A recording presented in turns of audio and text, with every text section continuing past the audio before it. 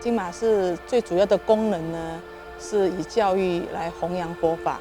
各位如果来到我们大雄宝殿，你看不到任何一个佛像，很大尊的佛像，所以大师用人间佛教的形化图来呈现佛陀的一个故事。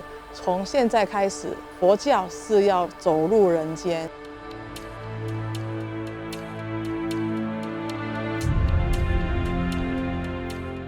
Basically, this is a square hall that comes with high ceiling, 30 odd meters.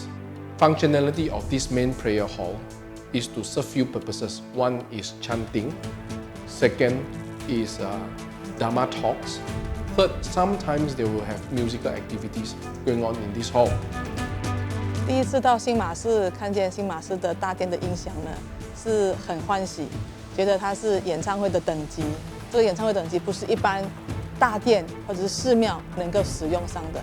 Chanting Sound and Light, they has been doing Fo Guangshan's event for more than 20 years. They have been using also DMB systems in all the Fo Guangshan event. They ask professional advice from Chanting Sound and Light, and automatically Chanting Sound and Light propose DMB system for these prayer halls. 那原则在一般的寺庙是比较少用这一种的音响。那其实我们用了以后呢，其实所有的设备都非常好，也是非常专业的、顶尖的所以我们唱起来比较舒服。Client choose DMB is because DMB systems always produce very natural sound and very clear sound that gives clarity to all the audience who are sitting in the hall. 音响用在我们在法会上呢，其实我们在唱诵的人会比较轻松，跟在用一般的音响在唱诵呢，我们是要用比较大的力气来唱诵。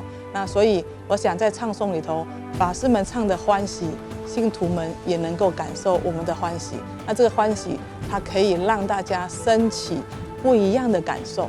那这个感受呢，就是对这个信仰，对这个音乐，就再来是享受，来听一场演唱会。我想这个是我们在唱诵里头呢，是能够散发出来，让信徒们能够很清楚的了解，每一场法会都是在布施，都是让大家欢喜。